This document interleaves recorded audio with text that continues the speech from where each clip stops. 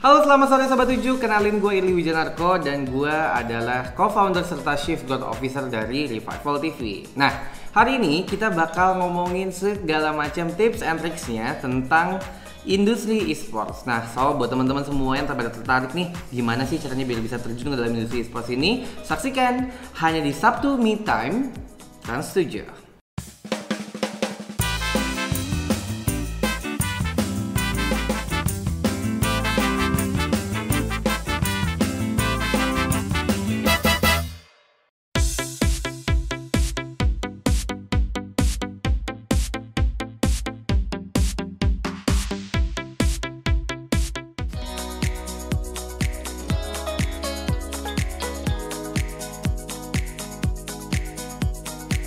Aku pertama kali masuk esports itu sebenarnya dari kecil ya. Dari kecil itu aku emang hobi banget main game. Mulai dari pertama kali itu aku main di Nintendo, sampai ke PlayStation, sampai akhirnya ke game di PC. Nah, dari game PC ini aku kenal sama game yang namanya Counter Strike dan juga Dota. Nah, dua game ini yang adalah game yang dasarnya bersifat kompetitif banget gitu kan. Jadi emang aku kenalan dan aku biasanya main sama teman-teman aku zaman dulu di satu warnet yang sama. Nah, dari main CS dan Dota ini akhirnya aku makin lama makin serius sampai akhirnya pernah menjadi seorang pro playernya juga. Nah, di tahun 2013 aku itu keinspirasi sama salah satu film. Nama filmnya itu adalah Free to Play, dan di film Free to Play ini itu menjelaskan tentang perjalanannya tim esports dan juga player esports di luar negeri sana untuk mengikuti turnamen The International yang diadakan oleh developer dari Dota 2. Dan di sana aku ngerasa kayak aku yakin banget nih esports nantinya bakal jadi sesuatu yang gede banget di masa mendatang. Nah, akhirnya di tahun 2016 dan 2017 aku bergabung barengan sama Revival TV dengan misinya adalah untuk bisa mengangkat exposure-nya esports di Indonesia dengan cara yang lebih cocok di bagian medianya dan juga tim-tim lain itu agar bisa tetap berkembang. Jadi industrinya ini biar rame lah yang masuk ke dalam industri esports ini gitu.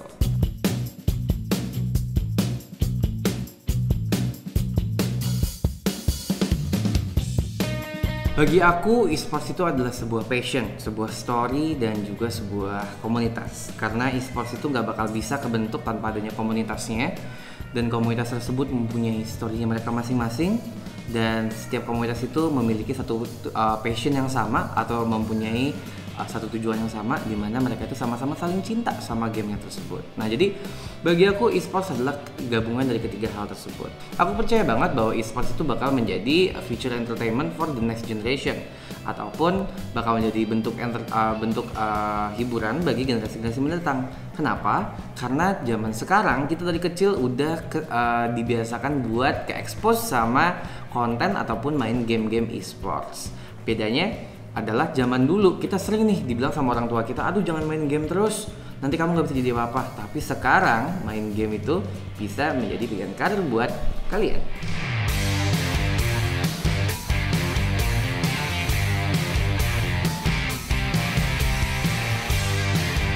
Oke, pada waktu itu aku di tahun 2016 aku punya tim esports, dan itu masih ibaratnya masih bercanda-bercandaan lah, masih sama teman-teman aku, masih buat bikin iseng-isengan buat seru-seruan aja.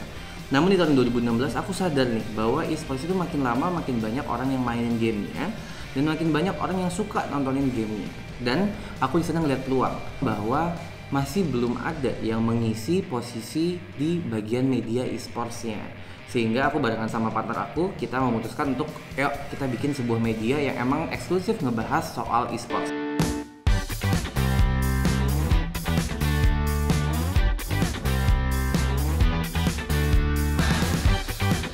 Oke, saat awal-awal aku ngerintis bisnis esports itu kendalanya udah pasti penolakan dari orang-orang terdekat. Itu udah paling pasti banget.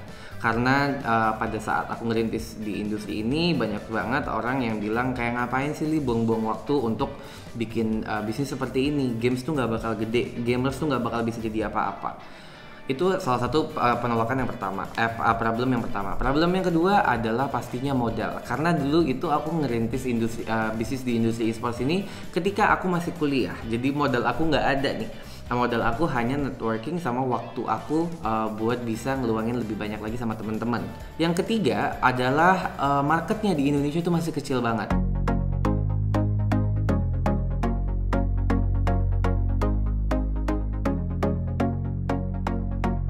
Apakah esports punya masa depan?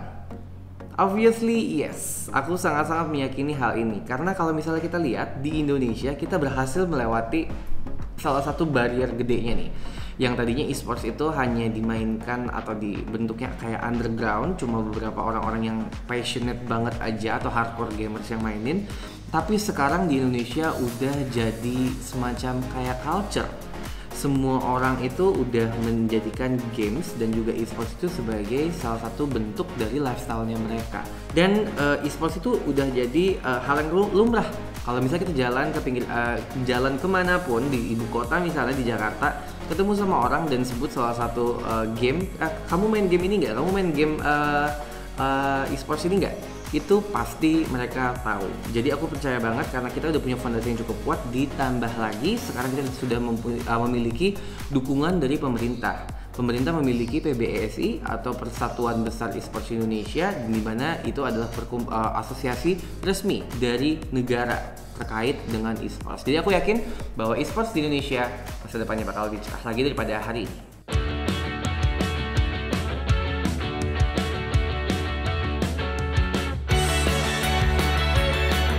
Nah, ini yang sangat menarik. Jadi, esports di Indonesia, kita itu terkenal dengan game mobile-nya. Di Indonesia, game paling populer di sini berbasis mobile ataupun di handphone. Nama-nama game seperti Mobile Legends, PUBG Mobile, dan juga Free Fire adalah 3 nama besar di dalam game ini yang paling banyak kita mainkan. Nah, di industri ini kita adalah salah satu yang terbesar di dunia. Bisa dibilang kita adalah top 3 terbesar di dunia setelah China, Brazil, dan juga ketiga adalah Indonesia. Bahkan di Southeast Asia, Indonesia itu bisa dibilang sebagai salah satu hubnya, sebagai salah satu pusatnya esports mobile di dunia itu adalah di Southeast Asia dan terkhusus di Indonesia. Nah, untuk ketiga game yang aku sebutkan tadi di PUBG Mobile, Mobile Legends, PUBG Mobile, dan juga Free Fire, kita itu adalah juara dunianya. Di Mobile Legends kita juara dunia di M1, di PUBG Mobile juga kita juara dunianya, di Free Fire juga pun kita juara dunianya. Jadi kita nggak cuma memiliki player base yang paling banyak, kita juga memiliki prestasi yang paling bagus di seluruh dunia. Nah, hal itu yang memungkinkan industri esports di Indonesia ini makin lama menggulung nih dia. Makin lama makin besar, makin lama makin menjadi sebuah kebanggaan kita. Jadi aku bisa bilang bahwa esports di Indonesia saat ini sangat besar. Dan gimana posisi esports Indonesia di mata dunia? Indonesia di mata dunia adalah sebuah potential market yang lagi orang di luar sana lomba-lomba untuk bisa masuk ke sini. Jadi, yes, masa depan kita cerah.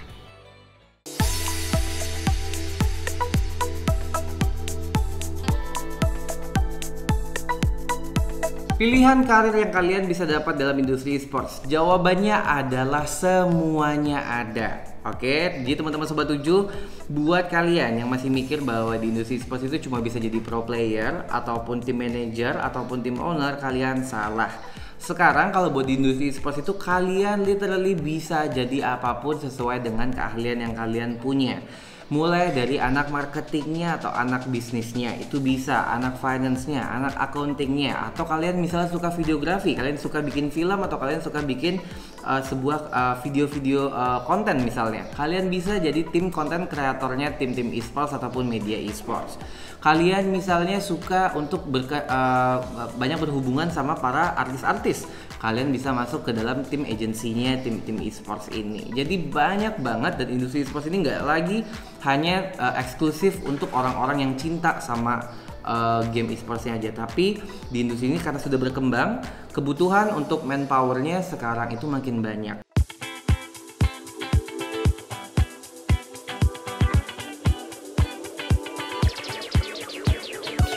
Sebesar apa peran komunitas dalam pengembangan industri esports? Jawabannya adalah sangat besar. Nah, berbeda dengan beberapa industri-industri lain di luar negeri sana ataupun industri seperti musik dan lain-lainnya, di mana itu emang banyak peran dari swasta dulu untuk membesarkan industri scene tersebut. Di industri esports, peran komunitas ini sangat vital sekali. Jadi di awal-awalnya ini esports itu pertama kali dilombakan di tahun 1976. Itu adalah gamenya zaman dulu kalau nggak salah Space Invader apa ya. Nah, di game itu adalah yang bikin adalah komunitas dari salah satu kampus. Dan game e-sports ini masih terus memiliki tradisi seperti itu sampai beberapa tahun belakangan ini. Emang biasanya event-event e-sports itu ataupun acara-acara yang berhubungan sama e-sports itu diinisiasikan oleh komunitas yang memiliki kesamaan minat. Misalnya suka dengan game Mobile Legends, dia ngumpul dan dia bikin sebuah turnamen atau bikin acara, dia bikin gathering. Jadi peran komunitas ini mereka yang menggerakkan dan juga menyebarluaskan game ini dari awal. Ini berlaku untuk segala macam game yang populer di Indonesia. Awalnya itu semua kegiatan eventnya itu semua bermula dari event kecil baik itu di warnet, di kota-kota kecil atau di tempat makan atau di tempat yang emang isinya hanya hardcore gamers aja. Namun dari sana lama-lama makin lama berkembang, makin besar sehingga ada bantuan lagi dari pihak swasta, dari pihak negara dan lain-lain sebagainya. So yes, esports is all about the community itself.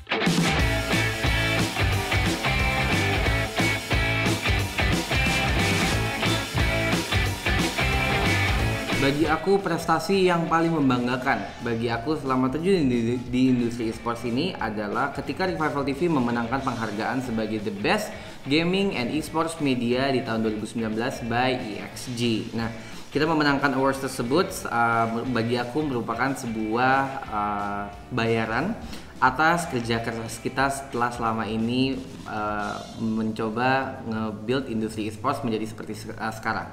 Selain itu juga ada beberapa hal lain yang aku masih bangga sampai hari ini juga, yaitu adalah ketika Revival TV juga ikut terlibat dalam pengerjaan event-event yang menjadi batu loncatan bagi komunitas dan juga industri esports di Indonesia. Seperti contohnya adalah Mobile Legends Professional League atau MPL, di mana di situ Revival TV berperan sebagai inisiatornya, kita adalah konseptornya juga. Jadi idenya pertama kali kita yang bikin dan kita yang ngebawa itu ke Indonesia. Jika kalian pernah ingat di tahun 2018 di Mall Taman Anggrek penuh sampai atas, nah itu kita yang bikin. Selain itu juga kita terlibat dalam penyelenggaraan Piala Presiden Esports.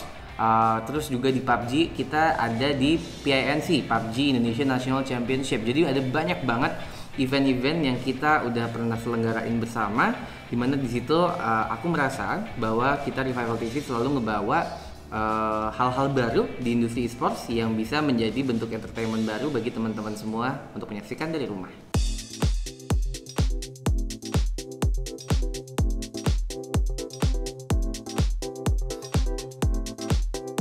Rencana aku ke depannya agar bisa ngebawa esports ke lebih banyak market lagi, mengenalkan esports ke lebih banyak orang lagi, dan ngebikin industri esports ini bisa dinikmati sama lebih banyak orang.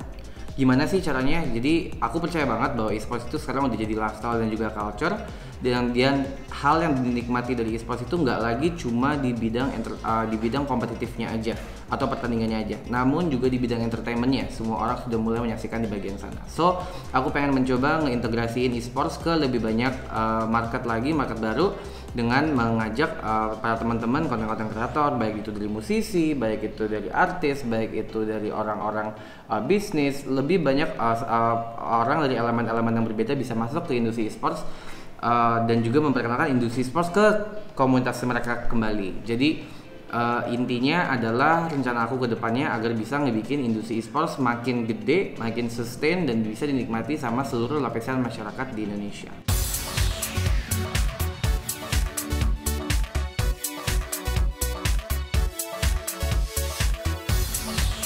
Pesan aku buat teman-teman semua Sobat 7 yang pada pengen terjun ke dalam industri esports, yang paling pertama adalah kalian do your homework dulu, research dulu kalian pengen jadi apa. Kalian pengen jadi seorang videographer yang bikin konten-kontennya, make sure kalian research dulu juga, dan kalian belajar dulu juga skill set yang kalian butuhin di bidang tersebut. Mau jadi tim bisnisnya, mau jadi tim akuntingnya, mau jadi pro playernya, bahkan kalian mesti research dulu dan kalian memiliki skill set yang emang dibutuhkan pada posisi tersebut. Yang kedua yang kalian butuhkan adalah kalian mesti punya koneksi yang tepat untuk agar kalian bisa dapat masuk ke dalam industri esports ini. Kalian masuk ke dalam komunitasnya dulu, kenalan dulu sama orang-orang yang ada di dalam industri esports ini, cari tahu. Karena yang paling gampang, yang paling bisa membuat kalian bisa masuk cepat ke dalam industri esports ini adalah orang-orang yang emang sudah terlibat di dalam industri esports. Jika kalian bisa nanya-nanya ke mereka, kalian bisa nanya-nanya lowongan, nanya-nanya requirements-nya, dan nanya-nanya tips and tricks juga ke mereka tentang gimana sih caranya kerja di industri esports. Dan yang paling terakhir adalah kecintaan kalian terhadap industri games dan juga esports ini. Karena kita sangat-sangat membutuhkan orang-orang yang emang passionate dan emang cinta sama industri esports ini, sama industri game ini, agar kalian bisa datang dengan membawa sebuah perubahan dan juga inovasi. Karena pastinya dari tahun ke tahun, dari waktu ke waktu, kita tetap membutuhkan yang namanya inovasi-inovasi baru. Dulu inovasinya adalah event esports skala internasional di Jakarta atau di Indonesia. Sekarang inovasi terbarunya apa? Misalnya live streaming, atau inovasi terbarunya adalah berita portal di mana semuanya ngumpul di sana semua. Atau inovasi terbarunya adalah bentuk konten yang bentuknya pure hiburan tapi tentang anak-anak esports. Nah, solusi-solusi seperti itu yang kalian bisa bawakan ke industri esports yang akan membawa perubahan nggak cuma baik buat diri kalian sendiri, tapi juga buat semua orang yang terlibat di industri esports ini. Oke, gimana teman-teman Sobat 7? Udah kebayangkan tentang industri esports itu serunya kayak gimana dan kalian bisa jadi apa aja di sini? Gua harap obrolan tadi bisa jadi inspirasi buat teman-teman Sobat 7 di rumah agar kalian bisa lebih tertarik untuk bisa masuk ke dalam industri esports. So, gua Irli Wijanarko, Chief Growth Officer dan juga co-founder dari Revival TV, pamit undur diri. Gua harap semua yang kalian pelajari hari ini bermanfaat buat kalian dan see you.